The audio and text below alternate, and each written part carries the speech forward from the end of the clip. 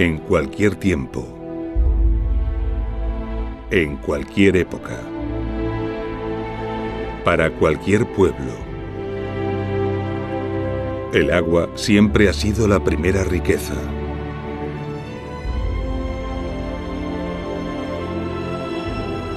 Y Roma no fue una excepción. Los romanos llevaron esta idea a tal nivel que se obstinaron en que sus ciudades dispusieran del agua más abundante y pura posible.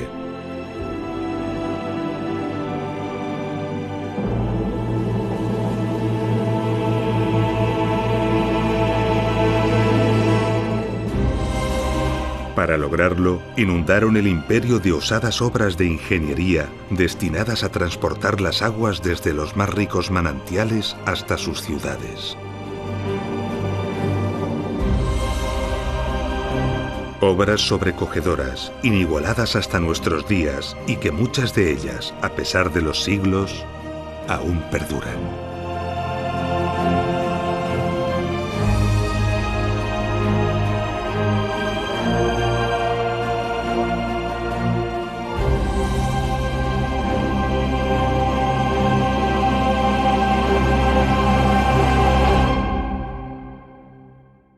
Año 29 a.C.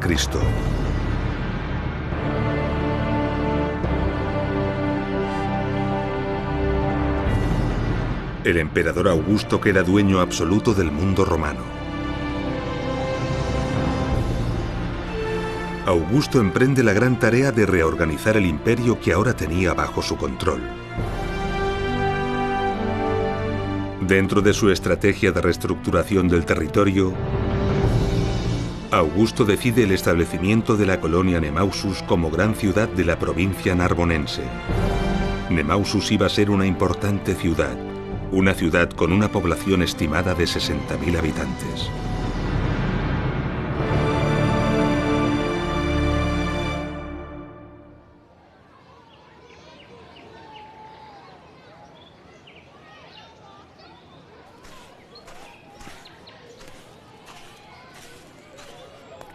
Y así fue. Nemausus fue una gran ciudad. Los restos que han perdurado y que podemos contemplar en la actual Nimes no dejan lugar a dudas.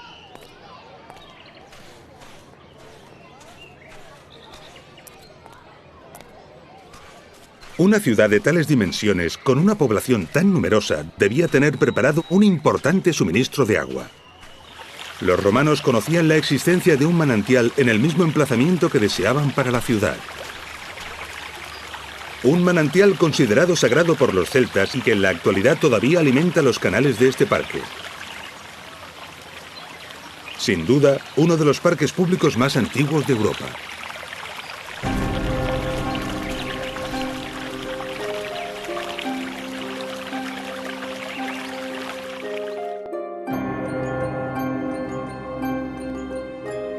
Además de estas fuentes, los romanos disponían de un caudaloso río a tan solo 5 kilómetros al norte, el río Gard. Para muchos pueblos y civilizaciones esto habría sido más que aceptable, pero para los romanos el caudal de estas fuentes no era suficiente y la calidad del agua del río no era la deseada. Eran necesarias unas fuentes con un agua de calidad extraordinaria y con un gran caudal, un suministro que tuviera un dilatado horizonte para poder abastecer a una gran población que seguramente estaría en continuo crecimiento durante siglos. Los romanos las buscaron y las encontraron aquí, en Ucés. La fuente del Euro. Un poderoso manantial que hoy, 2000 años después de ser aprovechado por los romanos y tal y como ellos sospecharon, sigue brotando con un poderoso caudal y una extraordinaria calidad.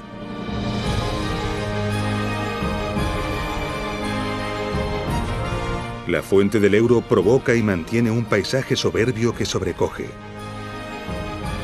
Desde hace cientos de años, miles de personas vienen a disfrutar de este extraordinario lugar.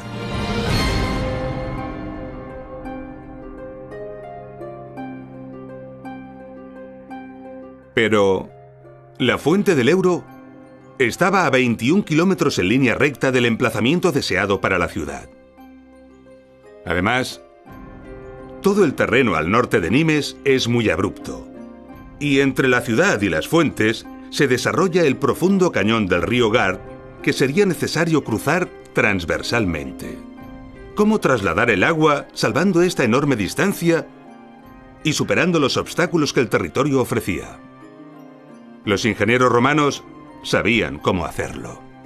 Construirían un canal, construirían un acueducto. Así que los mejores ingenieros debieron ser convocados. Era necesario proyectar y construir rápidamente.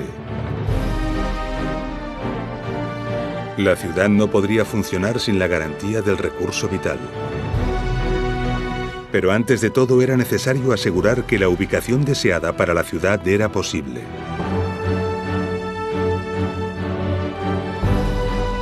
Todos los ingenieros responsables de la construcción de la ciudad esperaban con impaciencia la confirmación de la validez de la ubicación.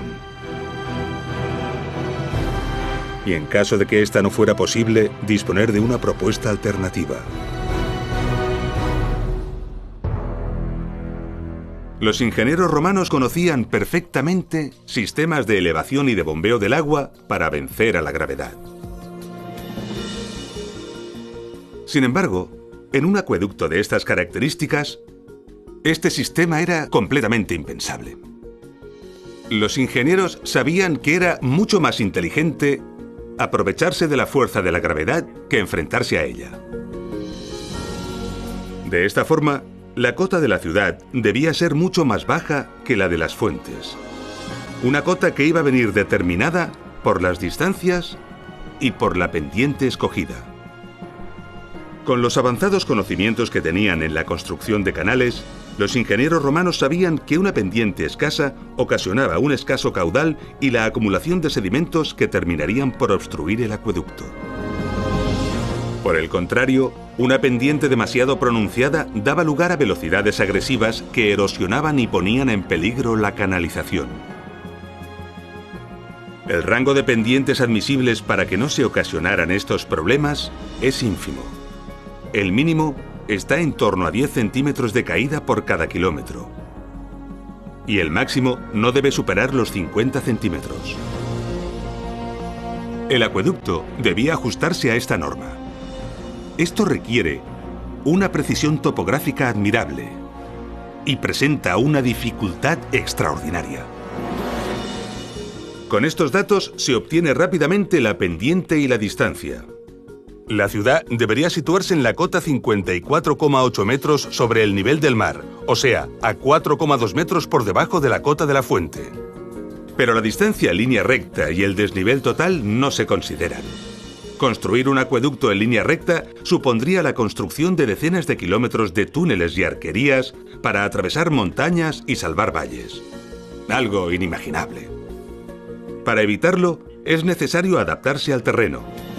Esto incrementa considerablemente la longitud. Y a medida que la longitud del canal aumenta, la cota de llegada será inferior. Pero, ¿cómo adaptarse al terreno? ¿Qué camino escoger? El camino idóneo surge rápidamente si cortamos el terreno con un plano horizontal que parta de la cota de las fuentes y llegue hasta la zona escogida para la ciudad. Y esto lo sabían perfectamente los romanos. Esta línea de intersección con el terreno supone el recorrido ideal y natural. Pero surgen irremediablemente dificultades que deben ser salvadas y atajos deseables para abaratar y facilitar la obra. A veces escogiendo recorridos alternativos, a veces acortándolos con túneles, otras veces construyendo arquerías.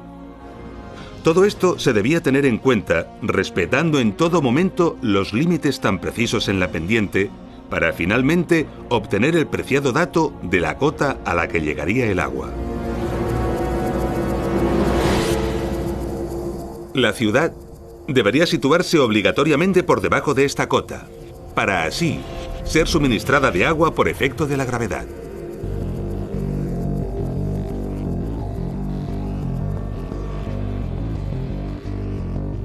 Pero, ¿cómo podían calcular esto los romanos en un abrupto territorio de tantos kilómetros cuadrados? Esto es toda una proeza. ¿Cómo lo lograron?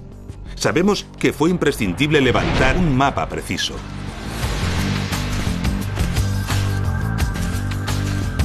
Con ayuda de la dioptra, tuvieron que medir los ángulos horizontales de los puntos de las cimas de las montañas, los vértices geodésicos. Los topógrafos romanos debieron señalizar las cimas de las montañas y otros elementos relevantes del territorio que deseaban medir. La dioptra permite apuntar con certeza a cada uno de estos elementos y medir con precisión los ángulos horizontales que formaban respecto a su posición. Esto se debió repetir desde multitud de puntos distintos con el fin de obtener una colección de triángulos de los que conocían los ángulos. Después, por trigonometría, calcularon las distancias. Con esta información se puede construir un mapa de precisión del territorio. Hoy a esta ciencia se le llama geodesia. Pero además, en este caso, se iba a construir un canal. Así que debieron medir también los ángulos verticales entre los vértices de los triángulos formados y entre estos y los fondos de los valles. De esta forma lograron también calcular las alturas de todos los elementos de interés, información que debió ser incorporada al mapa del territorio. Un mapa completísimo conteniendo distancias y alturas. Y con todos estos datos, se calculó y se decidió el trazado exacto del acueducto. Los terrenos que atravesaría en cada tramo, la mejor solución técnica para cada caso, los esfuerzos constructivos, los túneles que serían necesarios, las arquerías que deberían construirse. En definitiva, se podía medir y valorar la obra. Y se podía averiguar el dato que los ingenieros encargados de construir la ciudad tanto necesitaban: la posición adecuada donde levantar la ciudad. El abastecimiento estaba asegurado y podía enviarse la noticia a Augusto de que su fundación era posible y acertada.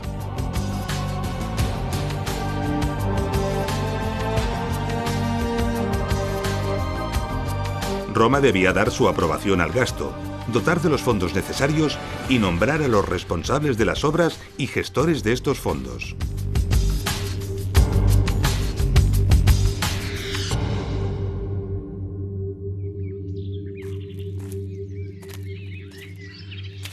La precisión necesaria para definir el trazado de un acueducto como el de Nimes deja atónitos a los ingenieros modernos. Pero definir el trazado es solo el principio. Construir las canalizaciones, levantar las arquerías, perforar los túneles, exige a los ingenieros romanos una gran cantidad de conocimientos, técnicas constructivas y experiencia.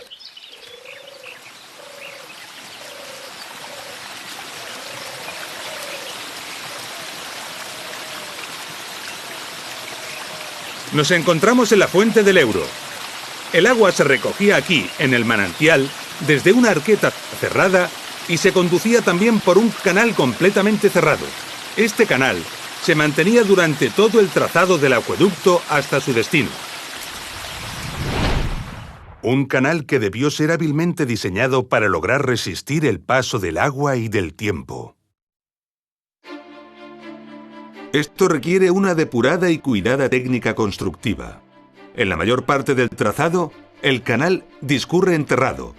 El proceso constructivo en estas circunstancias era el siguiente: se abría una zanja a cielo abierto.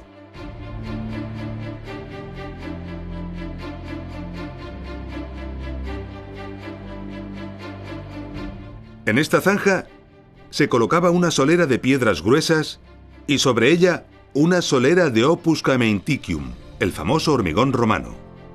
Después se levantaban encofrados de madera para alzar los muros laterales con pequeños sillares y argamasa.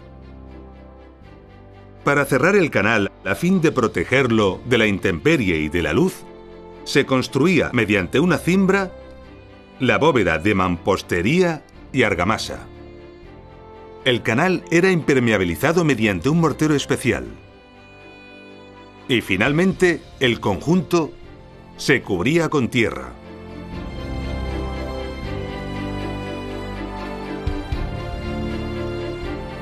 Las dimensiones finales del canal permiten transportar perfectamente el caudal deseado. Además, cabe sobradamente una persona, algo importante para las labores de mantenimiento.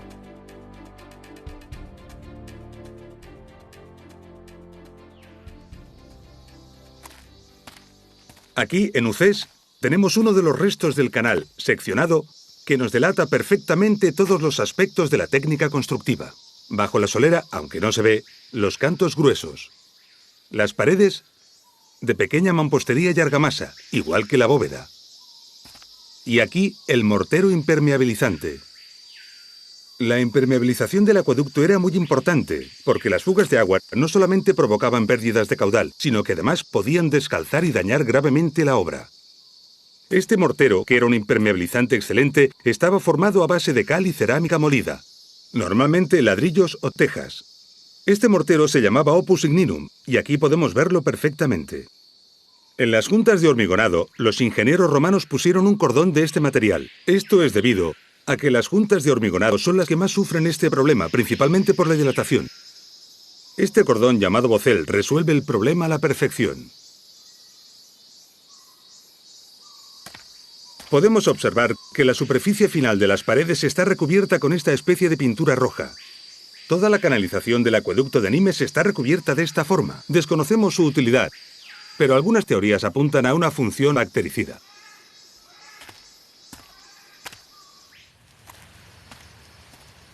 A poca distancia del punto de captación, encontramos algo curioso que interrumpe la forma habitual del canal.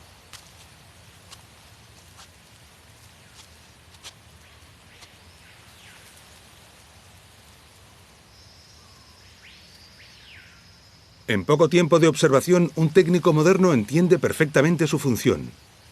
El agua llegaba por aquí, proveniente de las fuentes, y se encontraba con un ensanchamiento en forma de arqueta y una derivación. Las guías realizadas en la piedra nos indican que aquí hubo unas compuertas.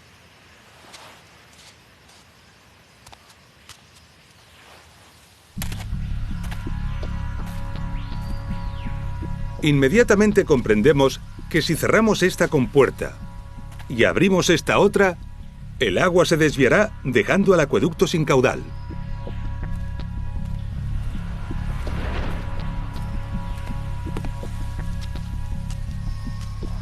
Podemos reconstruir de forma evidente y sencilla cómo funcionaba. Las compuertas no solo servían para desviar la totalidad del agua y dejar seco el acueducto, sino que también servían para regular el caudal desviando el no deseado. A partir de aquí, el canal continúa hasta Nimes enfrentándose al reto orográfico. Las alternativas al trazado natural del canal apoyado en el suelo pueden ser muchas. De igual forma que a veces incrementar el recorrido para salvar obstáculos puede ser útil, también puede ser útil acortarlo mediante la ejecución de un túnel. Para realizar los túneles en el acueducto de Nimes, los ingenieros romanos primero delimitaron los tramos, luego los replantearon y finalmente realizaron pozos de registro regularmente distanciados.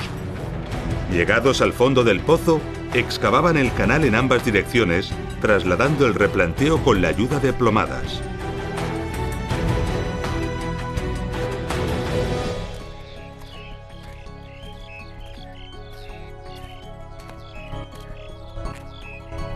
Estamos ante los restos de uno de los túneles del acueducto de Nimes.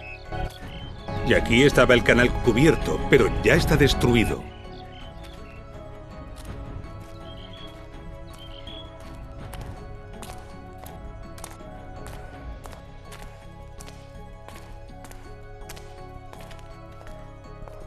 Aquí tenemos un primer pozo de registro.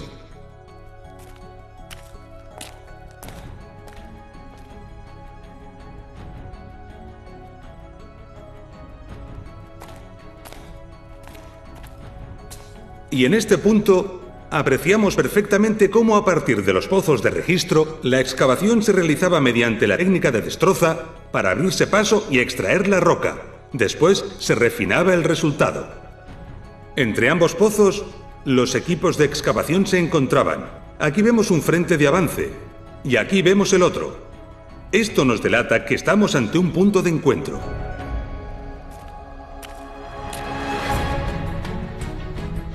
Todo esto debió realizarse sobre todo cuidando el nivel del suelo, que es la clave del éxito del canal. La pendiente como condicionante debía controlarse durante todo el túnel, enlazando perfectamente con las cotas de entrada y de salida. Para lograrlo fue necesaria la comprobación insistente y cuidadosa de los niveles, empleando especialmente el nivel de agua.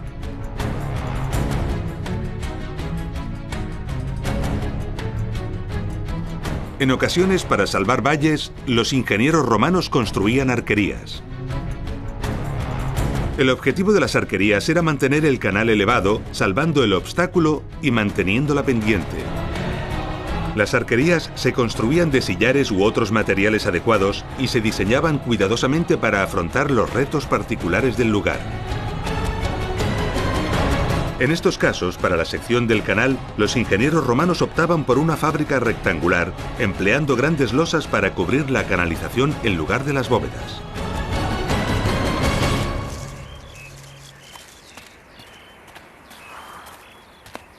En las partes agrestes, por donde cruzaba el trazado del acueducto de Nimes, podemos ver algunas de las arquerías que fueron necesarias para cruzar algunos de estos barrancos. Y aquí tenemos una de ellas. Y podemos ver que esta arquería está construida de pequeña mampostería rellena de hormigón, gracias a que hoy el puente está roto. Como curiosidad, podemos ver que este puente tuvo serios problemas en época romana. En el paramento se aprecia claramente que tuvo filtraciones. Y por ello tuvo que ser reforzado con este nuevo muro exterior.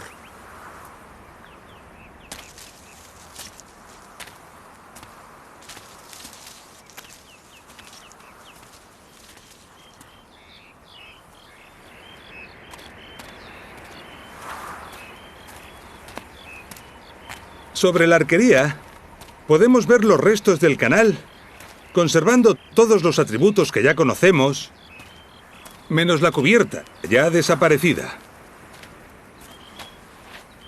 Vemos perfectamente los muros. Aquí el opus igninum, y aquí algo nuevo, la concreción calcárea. Procede del carbonato cálcico disuelto en el agua, que se va fijando poco a poco en las paredes del canal. Es el mismo fenómeno que las estalactitas y las estalagmitas de las cuevas. Este tremendo espesor de concreción calcárea evidencia que el acueducto de Nimes estuvo en funcionamiento durante cientos de años.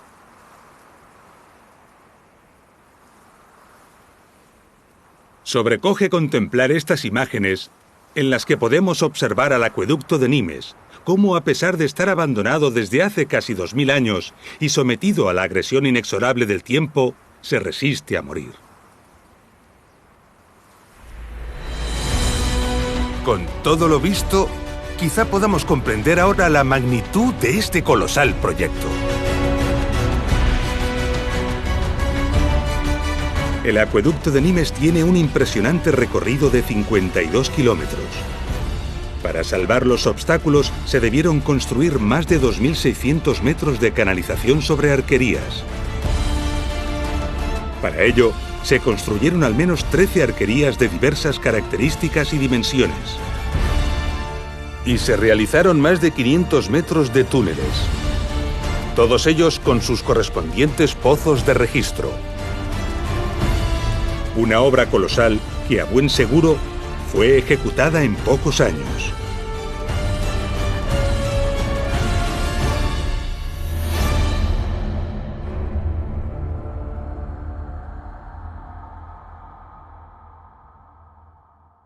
Impresionante. Pero hemos olvidado una de las grandes dificultades que la construcción del acueducto de Nimes implicaba: salvar el profundo cañón del río Gard.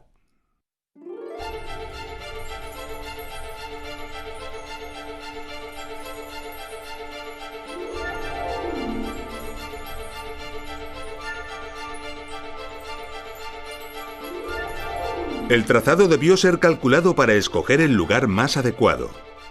A pesar de ello, el reto era imponente. Obligaba a salvar una altura de 49 metros y una distancia de 360.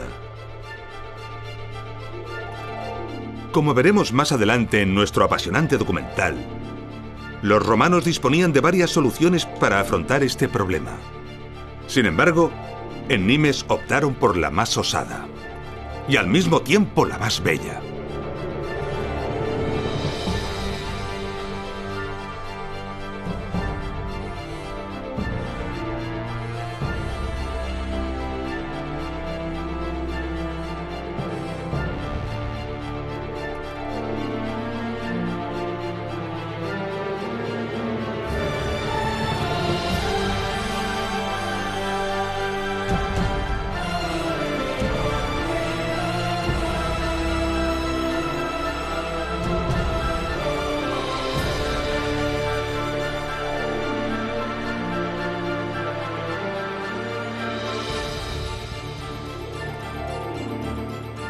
El puente de Gard, una de las arquerías más bellas e impresionantes del imperio.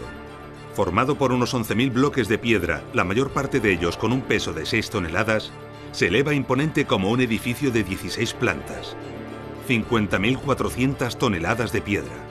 Los ingenieros romanos planificaron y levantaron una extraordinaria estructura que debía resistir las enormes y demoledoras tensiones provocadas por los vientos y las frecuentes crecidas del río Gard. Su éxito fue tal que aquí lo tenemos 20 siglos después.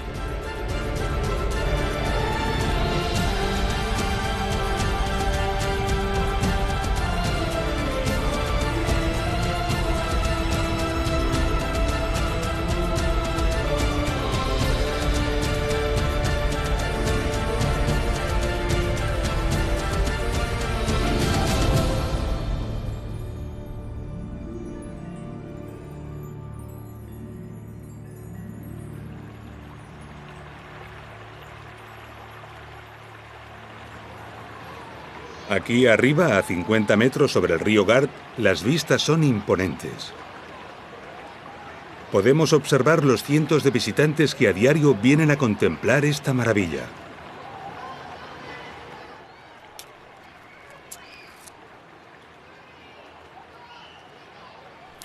Estamos sobre la canalización, que en algunos tramos está desprovista de las losas que la cubrían. A lo largo de ella podemos apreciar los detalles constructivos que ya hemos ido conociendo.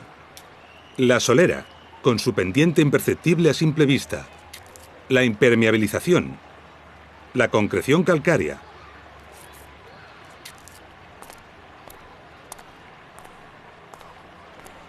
Este es un buen sitio donde podemos apreciar la capa de pintura roja que cubría el mortero de impermeabilización. Y unos pasos más adelante, en el borde inferior, podemos ver el bocel.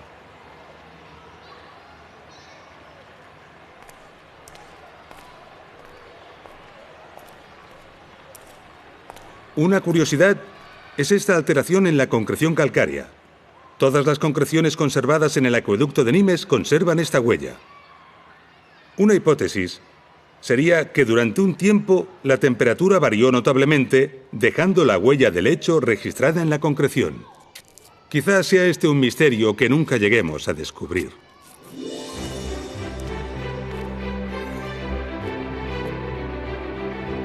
Y así, el acueducto de Nimes, tras 52 kilómetros de recorrido, salvando todos los obstáculos y manteniendo la delicada pendiente, alcanza la cota requerida, el lugar donde entregar el agua que debía alimentar a la ciudad de la antigua Nimes. Esta cota está aquí, en la calle del Alampés de la actual Nimes.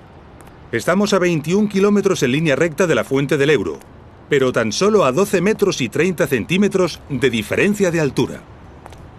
La ciudad debía situarse obligatoriamente por debajo de esta cota. Y este es el lugar a donde llegaba el agua y desde donde se distribuía, el Castellum Divisorium.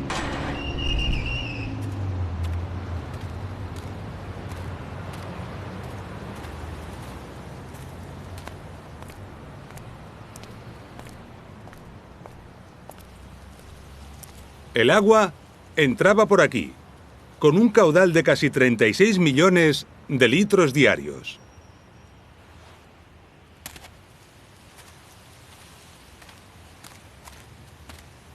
Cada litro de agua que salía por esta boca tardaba 12 horas en recorrer los 52 kilómetros que la separan de las fuentes de Ucés.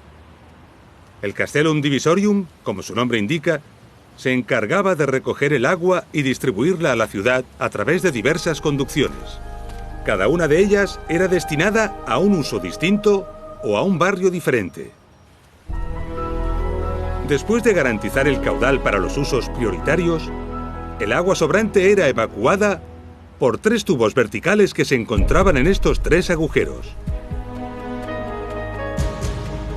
Esto permitía mantener un caudal mínimo de agua en el alcantarillado de la ciudad. De esta forma, se conseguía una limpieza eficaz del alcantarillado, asegurando la salubridad en la ciudad, no solo para evitar los malos olores, sino sobre todo las enfermedades.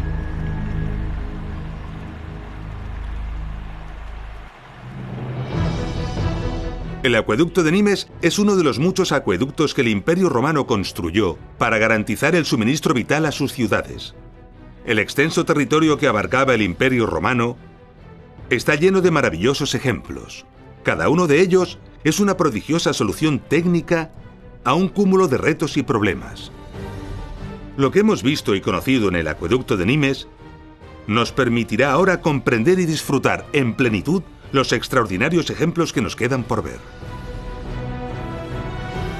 Comencemos por Tiermes, una pequeña ciudad situada en la Celtiberia, en el centro de la península ibérica.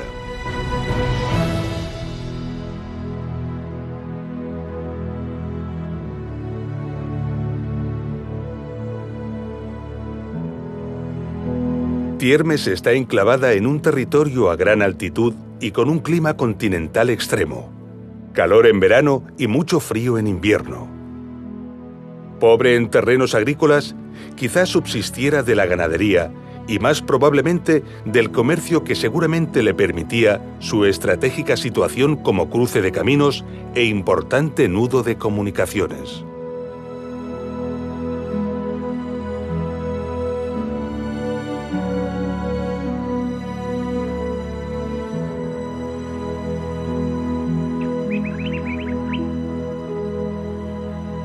Tiermes siempre fue una ciudad modesta. El único lugar público que se conoce de espectáculos es una explanada frente a este graderío. Como puede verse, está burdamente tallado en la roca y tiene una capacidad para apenas unos cientos de personas. Tiermes pudo sobrevivir a su pasado indígena porque a unos 4 kilómetros de distancia, en línea recta hacia el suroeste, al pie de la sierra, existía un manantial de buen caudal y excelente agua fresca.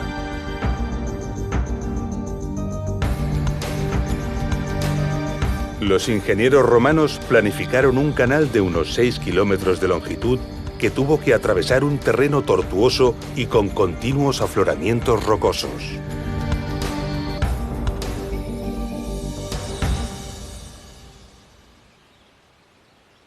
Todo aquí es rupestre. Todo está excavado en la roca o se apoya en ella.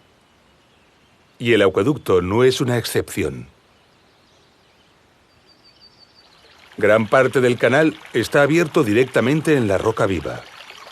Su curiosa forma nos delata que estaba cubierto por losas o más probablemente tablones de madera.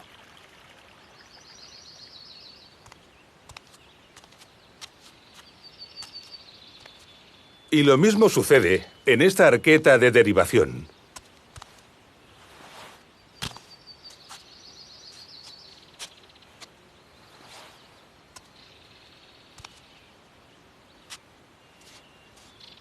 Podemos ver que incluso esta pequeña compuerta para derivar el agua o controlar el caudal es de roca. En el lado sur de la ciudad se conserva un túnel.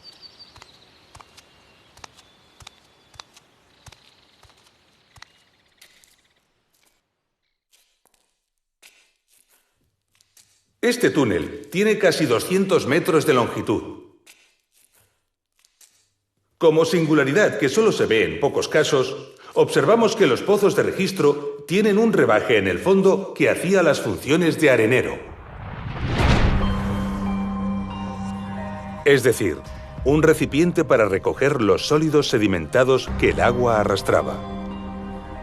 A este método para separar los sólidos del agua se le llama decantación. Así que estos areneros son pequeños decantadores. Tiermes era una ciudad pequeña y poco importante, pero fue dotada de un acueducto relevante en cuanto a características y esfuerzo constructivo. Esto evidencia la importancia que los romanos daban a disponer en sus ciudades de agua de calidad. Y Tiermes no fue una excepción. Todo el imperio estaba sembrado de ciudades modestas, provistas de acueductos impresionantes. Veamos otro ejemplo representativo de esta afirmación. A tan solo 250 kilómetros de Tiermes, encontramos el acueducto de Albarracín a Cella. Cella era una ciudad romana de poca entidad. Se encontraba en la cuenca del río Ebro. Sin embargo, el manantial escogido estaba situado en la cuenca del río Turia. Los 25 kilómetros de recorrido del acueducto que se decidió realizar suponen un trasvase entre ambas cuencas, uno de los trasvases entre cuencas más antiguos de la humanidad.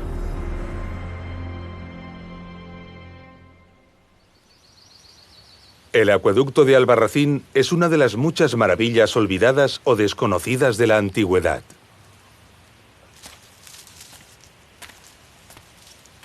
Por la particularidad del territorio en que se encuentra, debió requerirse una inversión económica colosal, además de esfuerzo e ingenio para hacer realidad esta obra. En el inicio del trazado, los escarpes rocosos obligaron a realizar túneles a poca distancia de las paredes de roca. La línea de ventanas revela perfectamente por dónde discurren las galerías.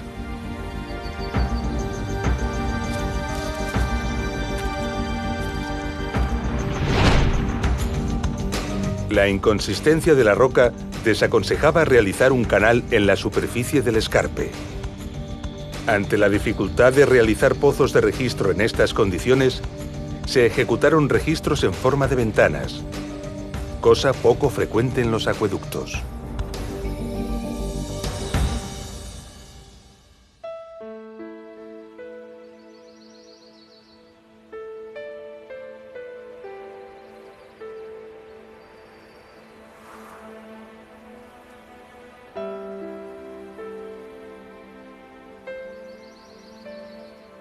Pasearse por este territorio nos hace comprender la osadía que los romanos desplegaron para enfrentarse a este proyecto.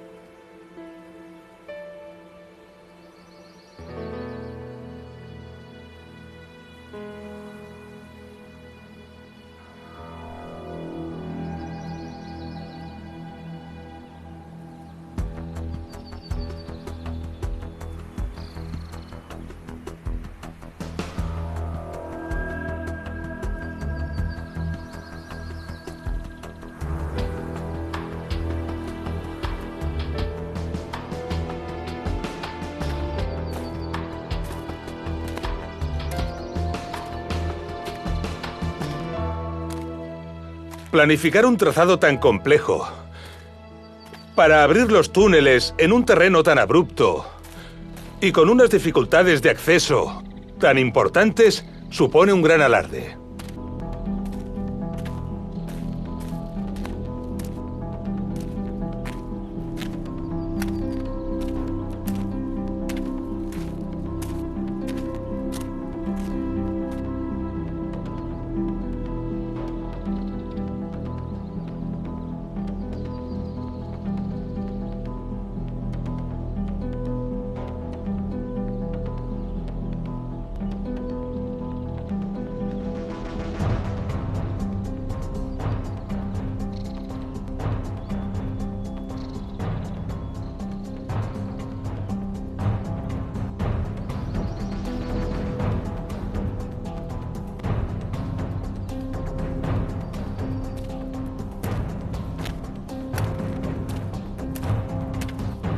A las dificultades de planificación del trazado se unieron además serios problemas constructivos. Recordemos que la consistencia de estas rocas es muy mala. podemos ver cómo en la actualidad se han instalado estas mallas para evitar la caída de las rocas.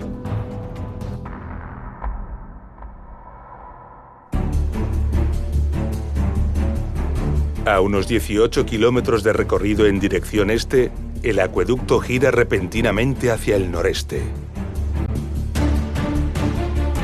Una gran meseta se interpone hasta su destino.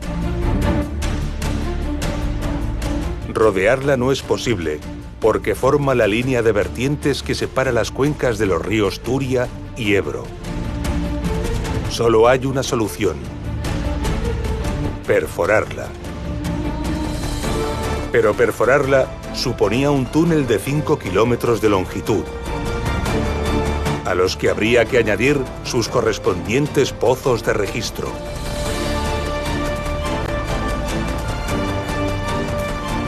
Algo que suponía una dificultad y un volumen de trabajo colosal. Y aún así, lo hicieron.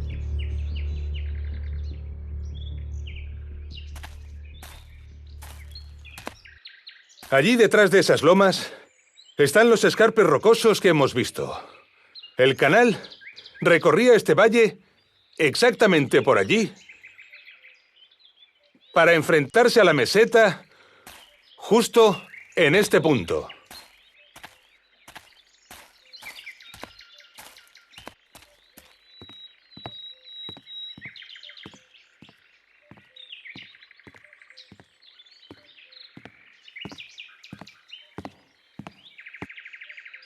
Aquí tenemos un pozo de registro. Recordemos que estos pozos servían para efectuar las labores de mantenimiento, aunque mientras circulaba el agua, estaban cubiertos.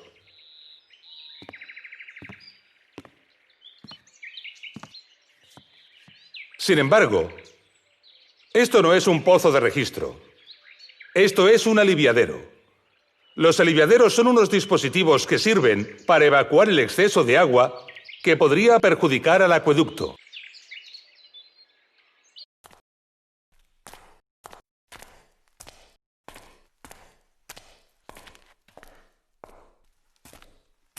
De los 5 kilómetros de túnel, actualmente solo hay accesibles 120 metros.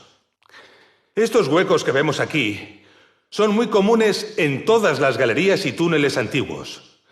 Los utilizaban los obreros para poder iluminar el avance de las obras y la propia galería.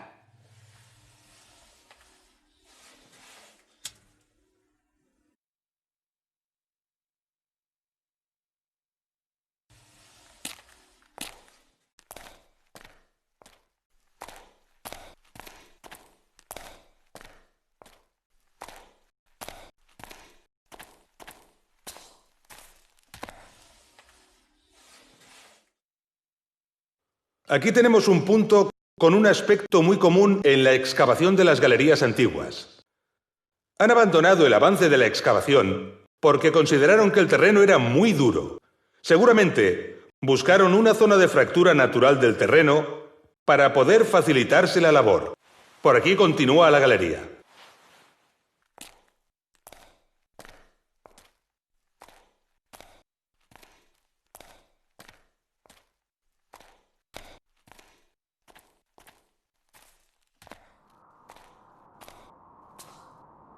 Y aquí vemos una diaclasa, la fractura natural del terreno que los excavadores buscaban para facilitar la labor de avance.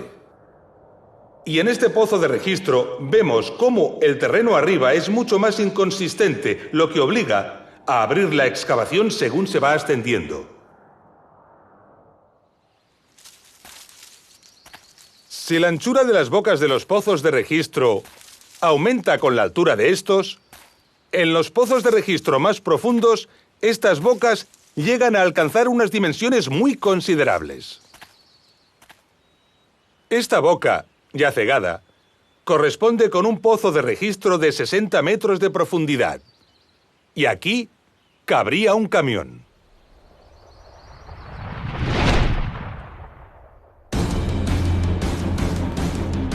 Solo ejecutar este pozo supone un trabajo impresionante. Si la distancia media entre pozos es de unos 50 metros, se debieron ejecutar alrededor de unos 100 pozos. Muchos de ellos de unos 60 metros de profundidad. Eso supone unos 35.000 metros cúbicos de roca excavada a mano. Algo verdaderamente colosal.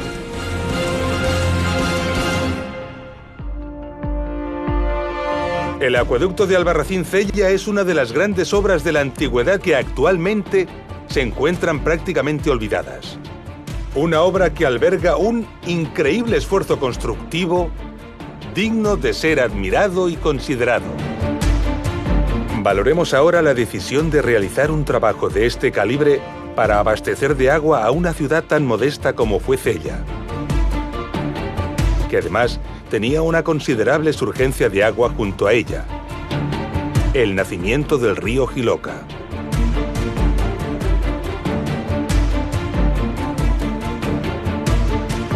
Esta es una prueba contundente de que los romanos no escatimaban esfuerzos para asegurarse un agua constante y de calidad. Hasta ahora hemos conocido ejemplos de ciudades donde los vestigios, la historia y la investigación nos han permitido conocer los manantiales de los que se alimentaban, así como la longitud y el trazado exacto de sus acueductos. Pero no siempre es así. A veces encontramos acueductos que son verdaderos misterios. A unos 100 kilómetros al sureste de Cella encontramos el enigmático acueducto de Chelva.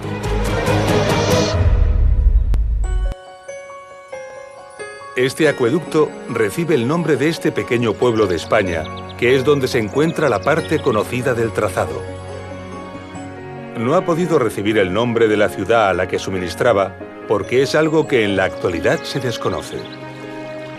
Chelva, a pesar de encontrarse en un territorio mediterráneo de escasez de agua, es una ciudad privilegiada en esta cuestión. Tiene tantas fuentes naturales que incluso hay una ruta turística que las une para poder visitarlas.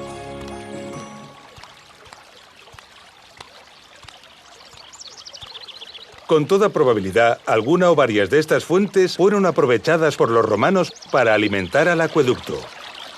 Esta fuente, por la cota en la que se encuentra, es una buena candidata, la llamada Fuente de la Gitana.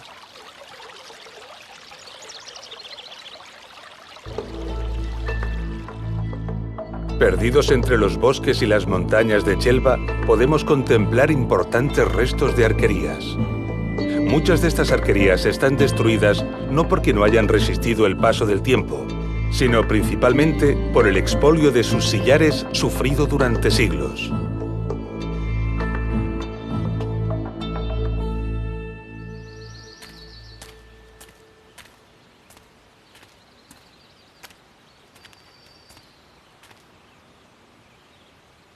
Aquí tenemos, sin embargo, estas arquerías excelentemente conservadas. Se construyeron para salvar este impresionante barranco.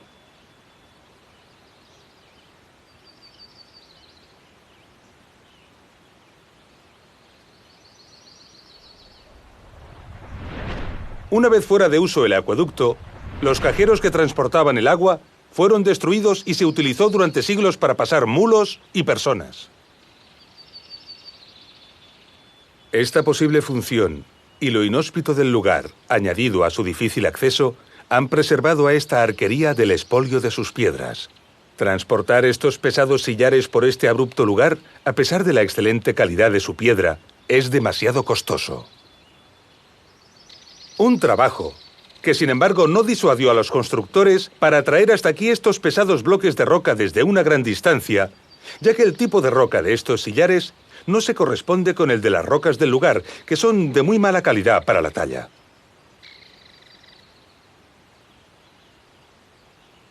Un poco más adelante de este desfiladero, se encontraron con la cresta de esta montaña, y para superarla, podemos ver aquí una interesante solución constructiva.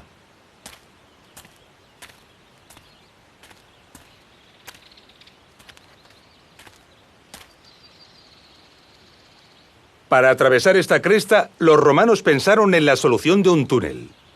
Sin embargo, los peligrosos agrietamientos de esta roca les obligaron a cortar toda la cresta hasta arriba, en toda la altura.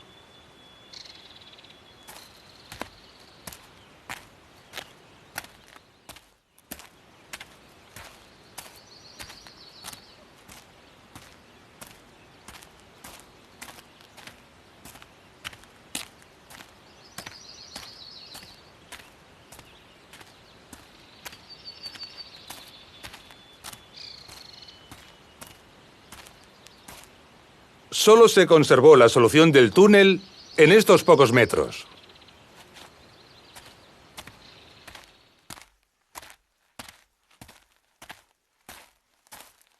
Podemos observar el gran número de grietas y fracturas y la inconsistencia de la roca.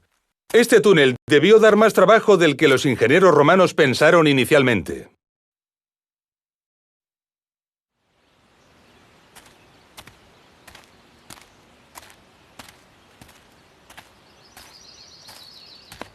Estas dificultades se evidencian en muchos tramos del acueducto, donde magníficas galerías atajan y perforan las escarpadas laderas.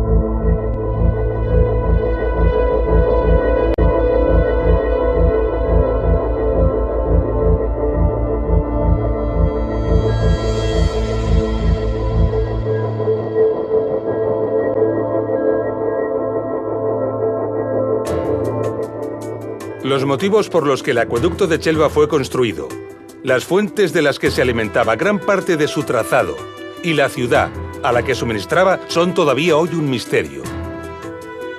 Podemos sospechar que la ciudad de destino pudo ser la antigua Edeta, la actual población de Liria, donde se han encontrado restos de importantes complejos termales, pero en realidad aún no lo sabemos. Sin embargo, un detallado estudio aplicando las reglas de diseño y nivelación que conocemos de los acueductos podría despejar estas incógnitas. Estamos al final de nuestro recorrido. En este documental hemos aprendido lo que es un acueducto, las reglas que rigen su diseño y la dificultad que representa su aplicación. Hemos reflexionado sobre la necesidad de obtener mapas precisos para la planificación de la obra y, por lo tanto, la necesidad del dominio de la ciencia topográfica. Hemos visto los conocimientos y las técnicas necesarias para construir e impermeabilizar los canales, perforar los túneles, levantar las arquerías y distribuir el agua.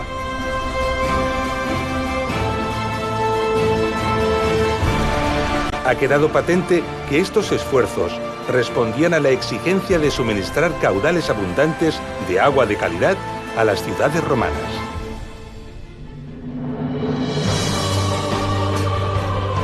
Lo hemos visto en acueductos de gran dificultad constructiva, cuyo destino eran ciudades muy modestas.